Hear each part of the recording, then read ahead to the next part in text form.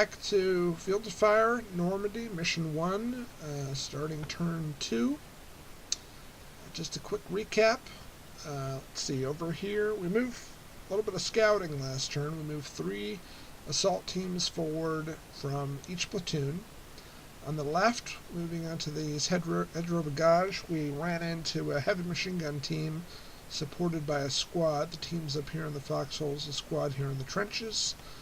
And the result of that was a paralyzed team. So the assault team got knocked around pretty good. One correction, I forgot to include crossfire. That did not change the actual result, though. Over here, we had a nice church where we found cover. So we have a +3 church tower and a +3 strong building. They also found a contact. They found mines in the church, which is just very disappointing, and a heavy machine gun team laying fire upon the church. Fortunately, with all the cover, +6 cover, they were able to weather the fire from the mines. Actually, they avoided drawing a burst card, so there was no mine hit, and they weathered fire from the automatic weapons. And then over here, at this point, we were engaged, so there was only 2 cards for the contact draw, and this assault team cleared the card without incident. So a few more things I wanted to clarify. I forgot to include this artillery fire observer in my OB, and this is something that I think I've done every time I've played this mission. I've never actually used the fire observer, so I have successfully completed this mission too, so it just goes to show it's not necessary. I guess it might be more important to keep this guy alive until the next mission. Additionally, I forgot to put the phones on the different cards, so I've done that. The fire observer is going to come with his own phone, and the mortar team actually comes with a phone, and so does the XO. Other things that I have done incorrectly in the past. So by putting the mortar team with the first sergeant, we're essentially getting the first sergeant his own phone. Also, under notes here, I've included the various commands tied to the pyrotechnics, just so that I remember what it is I said in the first mission, and we'll hope that I actually am clever enough to utilize those. But I think that's everything, and I think we're ready to go ahead and start turn 2. And this time, we will start with the HQ event. So we're going to go ahead and draw a card and see if we get an HQ event. And we do not. So next draw is commands for our company commander. Alright, so we get a draw of 3. At this point we're not no contact, so there is not a +1. We just get the -1 for being green. So he gets 2 commands. Goes up to here. And I think what we're going to do, so we need to think a little strategy here. We have this card available without any enemy units on it that could potentially lay fire on this hedgerow bagage. So we might want to go ahead and move some people up from 3rd platoon to do that. There's always a risk that during the enemy action phase this guy might shift fire, so we want to do this carefully. So that's going to mean we're going to activate 3rd platoon. So we're going to flip that over, move this guy down to 1. And then also over here we want to clear this card. Now that there's only 2 contact draws, we may have some better luck clearing this card without instant. I think we're going to do that with the remainder of 1st squad from 1st platoon. So we're going to activate 1st platoon. And I think we're going to bank the rest of our actions. Yeah. And just try to get a little more clarity before we start putting more people at risk. We want to get some fire on these guys who are already on the board to suppress them. Okay, so let's draw our our commands for first platoon. First platoon draws a 2, so down 1 for green. First platoon's just going to get 1 command. And third platoon, to do this differently, so I keep hiding my action cards. Alright, third platoon is going to get 3 commands, so they're going to go all the way up to 5. Alright, so let's start with third platoon. Now the most commands you can save as a green commander are 3, so we really need to use 2 commands or we're going to waste one. Now it's not the worst thing in the world to waste one, but you want to avoid it if possible. So I'm going to move second squad, who's got a rifle grenade that he could potentially shoot into this card up here onto this. So I would like to infiltrate him there and therefore avoid being exposed, but since there's no VOF on this card, we can't infiltrate on him. We can only just move on. So that's going to be 1 command, and he will be exposed. Alright. So that's going to leave me with 1 more command I'm going to waste unless I do something else. And I just don't think there's a whole lot else I want to do here unless I'm going to risk another unit. Now, of course, as I said, the risk is that this guy might shift fire. And if he shifts fire onto this card, we're looking at automatic weapons fire with only a +1, and we're going to be exposed. So it's a -3 to a +1. That's a pretty dangerous situation. So I think we're just going to waste 1 command and leave third platoon finished with 3 commands remaining. Now first platoon, again we want to move onto this card and just clear this potential contact marker. So we're going to use the remainder of first squad.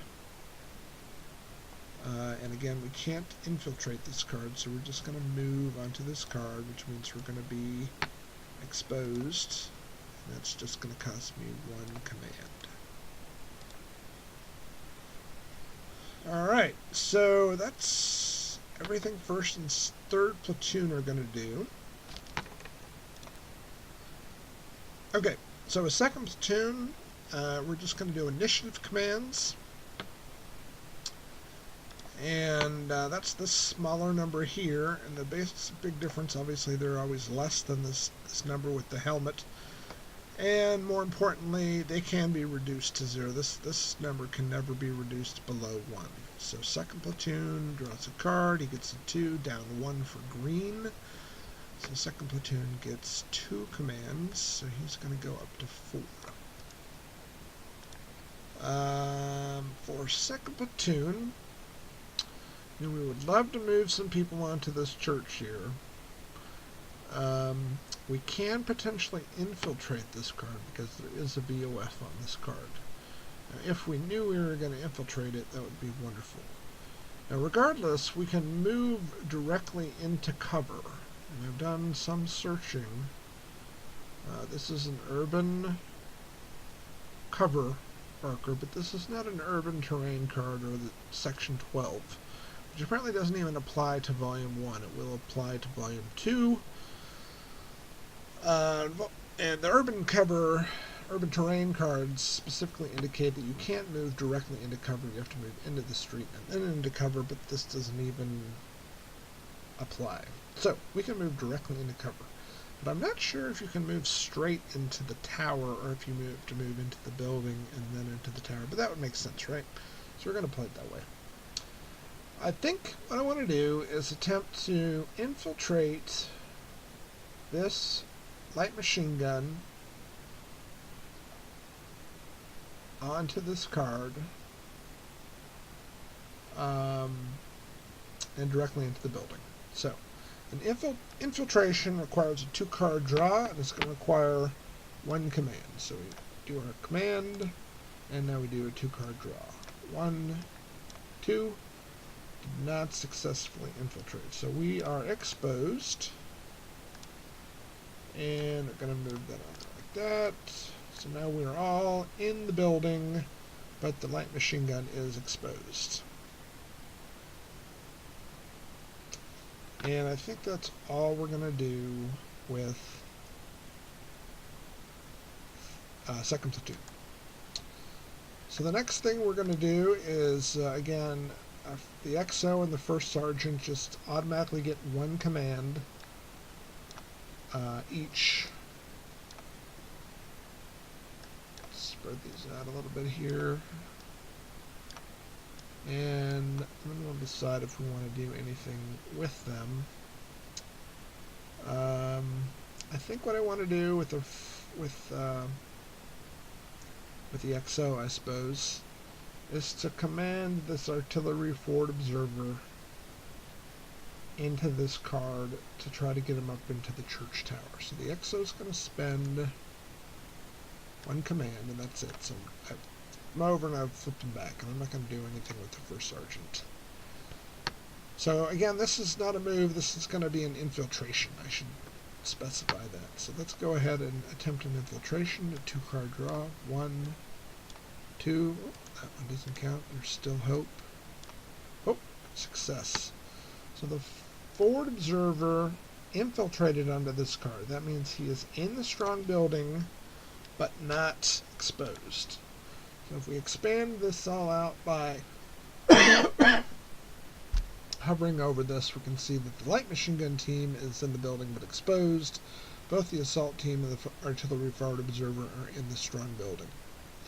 Now, the nice part of this is, since he is exposed, or is not exposed, the artillery forward observer can potentially continue to move in the general initiative phase up into the strong building. And of course, I'm sure everyone's screaming at the monitor, all one or two of you who are ever going to watch this, that I've forgotten to do my mind draws, which would throw the whole sequence of the cards up, but I'm not going to worry about that. So we will start with the exposed light machine gun team and do a 3-card draw to see if they hit the mines. 1, 2, 3. The triple burst, I'm pretty sure, is not. Let's see. Okay, a quick review seems to indicate, or the consensus at least on Board Game Geek, is that the triple burst icon card does not also count as a burst. So the light machine gun team avoided the mines in their move into the strong building. Additionally, in that search, I seem to have found that the forward observer can move directly into the upper level. So I'm going to do that. But he also needs to draw for the mines. So that's 3 more cards. 1, and there's a burst. So the mines do hit the guys in the upper level. But they have a lot of cover. We have to hope that that'll be enough to get them by. You know, at least they also don't have the exposed to deal with. Okay, so that was the action of the XO, and the first sergeant is not going to do anything. So we're now on the general initiative phase. Let's go ahead and do a general initiative draw. That's an unmodified 2, which anything can use. And this is where there's a couple things I want to do. One, I want to move this assault team up here. It's kind of suicide, but what it's going to potentially do is avoid having this guy shift fire and do anything really nasty.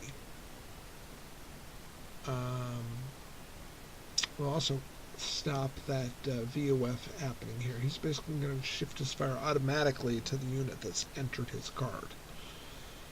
So that's one option that I'm pretty sure I want to do. I can also have this guy look for some cover, but that would negate the need for that. And I think I could go ahead and have this artillery fire observer, forward observer, try to draw some artillery down on somebody, which could be useful. I mean, I can see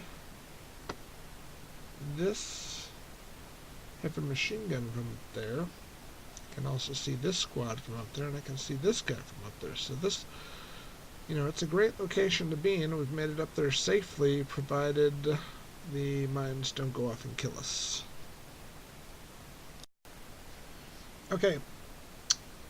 Yeah, after a little thought, I think what I'm going to do with these two general initiative commands is to call for fire from this artillery forward observer up here. That's going to cost one command, and he gets a 2-card draw as per the mission instructions. So let's go ahead and do that. We're looking for a burst icon. No fire. So I don't think that costs any ammo, because he didn't get it. And then I'm going to have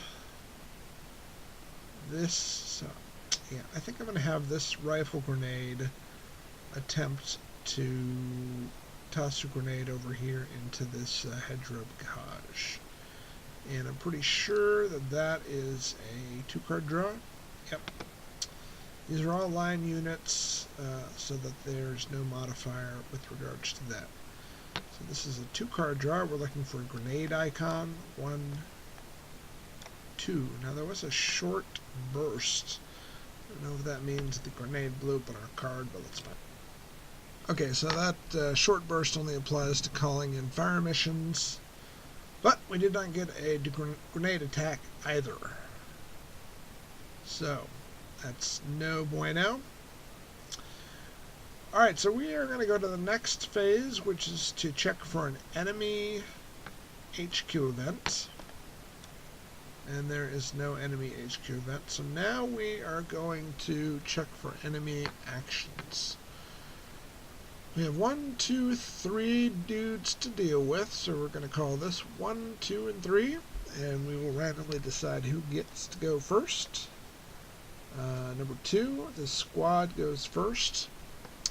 So let's look at the play aid and see what we've got here. So this is a deliberate defense,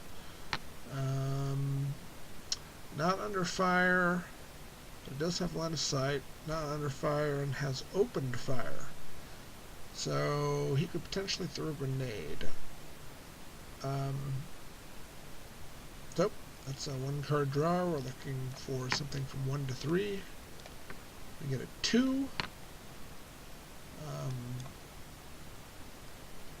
That is no action, so they won't do anything different than what they're already doing. And that reminds me, we have to do a few things here. We need to put some PDFs down for our units that have moved forward. So this guy, he has moved forward, so he has a PDF above pointing at this guy. And he will have a small arms VOF. This guy moved forward, so he's got a PDF, and determining who he's going to shoot at is a question. You can see both of these guys. They're the same cover. +2 and +2. I need to check. Okay, so both of these are equidistant. Both of them have the same cover. So it comes down to a random draw, 1 or 2. We get 2, so he is going to project fire back to this guy, and he is automatic weapons fire. So that will supersede the small arms fire. But it will cause crossfire. Okay. There's different ways people put their icons on the cards. This is kind of how I do it now. I also have this guy. He moved forward. He's going to be able to see this guy, so I think I should have obviously done this immediately, but I forgot to. So, small arms fire also on this card. which would have meant that this guy was under fire. Wonder if that would have changed anything. So he was under fire from a different card than his own PDF. And we drew a 2. So he would have had a grenade attack.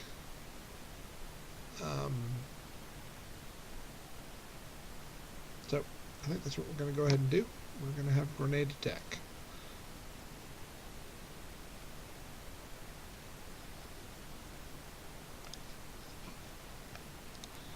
Actually, now that I see this, this is a 1 to 5 draw. This was just a 1 to 3 draw, so I'm not sure what the result would have been on the 5 column, and I don't want to go look back for the card. So I'll just do a new 1 to 5 draw. We get a 5. So he is going to fall back. Okay, no, that works for me. He falls back. Okay, I lied. I felt guilty about it.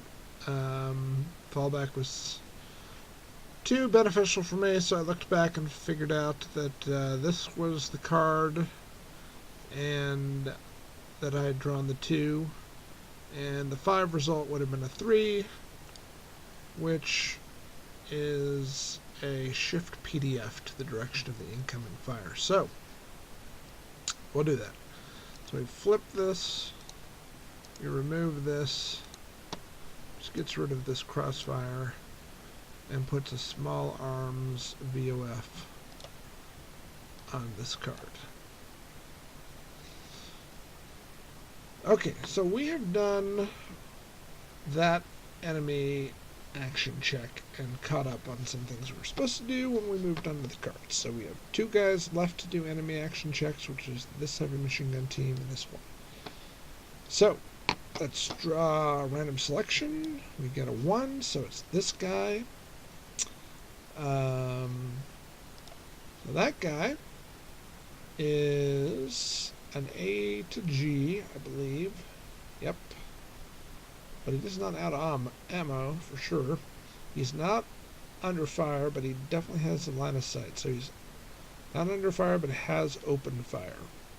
So the choices are basically 1 to 3 again, but there's no way he can do a grenade attack from that distance. So there's just not going to be anything.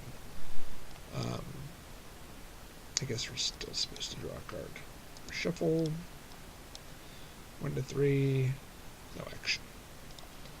So now we have this guy. This guy is under fire. And he is under cover. He is under fire from a different direction than his own PDF. So I think we're going at this one again. 1 to 5, he gets a 1, no action. So he just stays shooting at the church. But he's now under fire. So the next thing we need to do is to evaluate this potential contact marker. And see what's going to happen here. Potential contact marker C, this is going to be a 2-card draw. We're definitely engaged. We got 1 and 2, no contact. So we get, oops, we just get rid of that. And that takes us to the combat resolution phase, which we can just do in any order. So we're still back here. We'll just go across the board. This guy is pinned. It's +1. He's got +2 from his terrain and -1, so that's a net +2. +2 is a hit. Well, he's just not very lucky. And the effect is a casualty. So this guy does a brutal death. And at least this heavy machine gun time has wasted some more ammo. And we'll go up here. This guy's in trenches, +2, and in woods is +2, and small arms fires 0, so we got a +4. +4 is a miss. So no effect on this guy. Down here. +1 and -2 is a net -1, and then 0, so it's a net -1, and he's pinned, so that definitely could have been worse. This pinned marker. We'll go here, and then we have two different groups to resolve here. So we'll start with the exposed light machine gun team. So he's got +6. He's receiving automatic weapons fire. That takes it to a +5, and then this exposed, that takes it to a +3. A +3 result is a miss, so nothing happens to him. The assault team is +6, and then down 1 for the automatic weapons fire, so that's a +5. Wow, that's unfortunate. He gets hit. The assault weapons team is line. He becomes a fire team, which is really not that bad. But he will also be pinned. Okay, so this goes on top. I'll clean that up later. Now, not sure if the mines are cumulative with this automatic weapons fire. Let's take a look. Okay, according to Board Game Geek, I think the mines are solo in this attack, so again, he is, talking about the fire team here, he is +6 for +3 for the church, and then +3 for being in the church. -4 for the mines, so that's a net +2. +2 is a miss. So these mines are going to flip back, but I think the cleanup will do that for us. Then we go up here to this heavy machine gun team. He is +3 from the card terrain and the foxholes, -1 for automatic weapons fire, and -1 for crossfire. So that's a net +1. So he gets hit. Fantastic. Line is going to be a casualty. Well, very nice. We just blew away this heavy machine gun team. That makes up for the unfortunate result we got over here. So that goes on to the command display under units eliminated.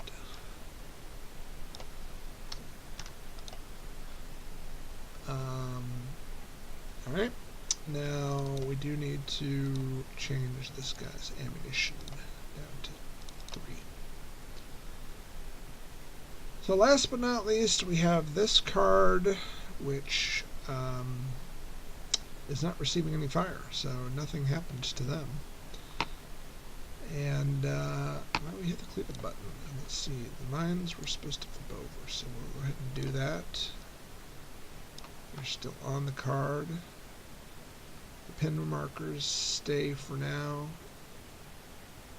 The exposed markers come off. So, not a bad turn. We had some good results. Well, this was unfortunate, as was this guy getting affected. Now, this light machine gun team is not pinned, so I'm going to move him up above the pin marker. And this VOF is on the whole card, so we'll just do it that way. And I forgot there was actually a grenade miss on this card. Even though it failed to draw, this rifle grenade is used. But that didn't need it. We got a nice result just from the automatic weapons fire. But that grenade miss would have been cumulative with this automatic weapons and the crossfire BOF. And I think that's the end of turn 2, so we're going to move this to turn 3. Our current activity is still engaged. So, yeah, that seems like it took about 30 minutes exactly again, so we're going to go ahead and wrap this up here. and post it for your comments. And we'll start turn 3 next time.